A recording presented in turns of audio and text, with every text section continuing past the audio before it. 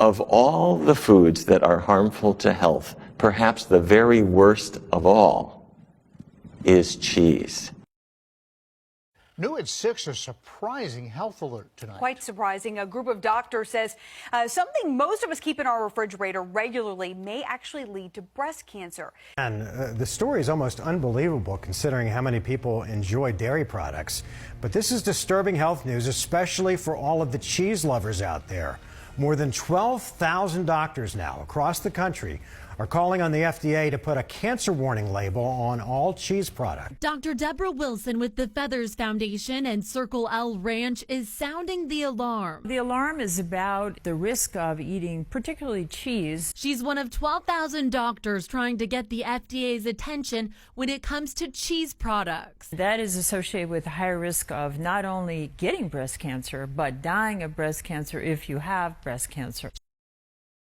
It's particularly American cheese, cheddar cheese, and cream cheese. I wouldn't eat it. Breast cancer remains one of the leading causes of death in women, and now we're learning that this may play a role in that.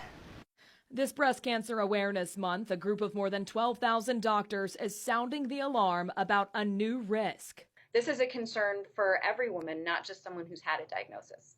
That concern, cheese. Doctors say the high-fat dairy product contains high levels of estrogen, which research shows can lead to increased risk of both diagnosis and death from breast cancer. One study showing women who consumed the most cheese had a 53% higher risk of getting the disease. That's why the Physicians Committee for Responsible Medicine is urging the FDA to put cancer warning labels like this on cheese.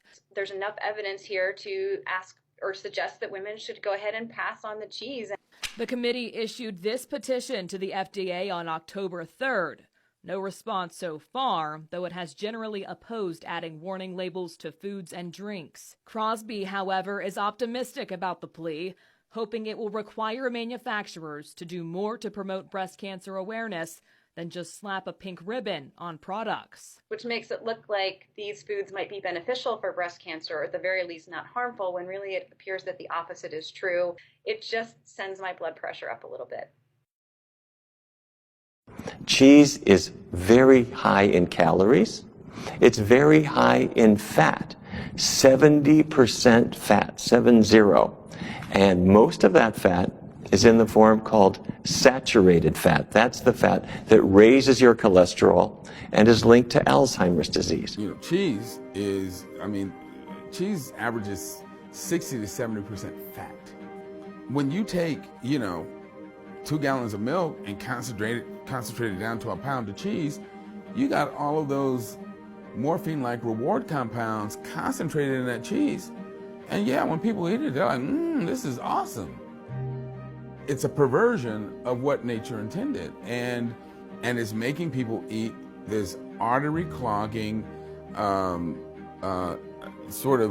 disease-causing stuff. When an adult human ingests something that starts to make our cells want to try and grow, our cells really can't grow. But what they can do is become tumors. And some of those tumors can end up being cancerous. And that's one of the reasons that you see that dairy foods are associated with cancer growth. Cheese seems to be addicting. People get hooked on cheese, and they want it every day. And because it's high in calories and fat, they gain weight. Because it's high in cholesterol as well as the bad fat, their cholesterol levels go up. And it's high in sodium too, so their blood pressure gets worse. And studies have shown that people that eat dairy foods on a regular basis have higher levels of a hormone called IGF, insulin-like growth factor. And insulin-like growth factor is a known cancer promoter. There's nothing about having excess hormones in the body that benefits the body. If anything, it overtaxes the organs, and as I said, over the long haul, will lead to disease. Hi, I'm Dr. Neil Barnard. I've got 3 facts about cheese that you need to know about. The first is, if somebody hasn't washed their feet in a good long time, you don't want to sit too near them. That's because brevibacteria on their skin are producing these smelly compounds. Well, those very same bacteria are used to produce Munster and Limburger and other stinky cheeses. Brevibacteria, stinky feet, stinky cheese. Second thing, bacteria in your digestive tract make something called butyric acid.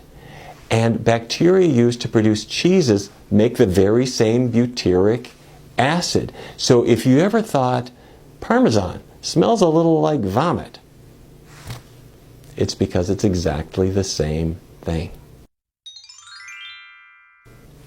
Fact number 3. If you got on a plane and went to Sardinia, off the coast of Italy, there's a cheese called pecorino, and local aficionados allow flies to lay their eggs in the pecorino, and it starts, as the maggots hatch, they start to digest the cheese, creating this massive glop called casu marzu, and the maggots can actually jump. So you spread it very quickly on some flatbread, and you put a card under your nose as you shove the casu marzu into your mouth, hoping not to get struck by a leaping maggot. Pretty, isn't it?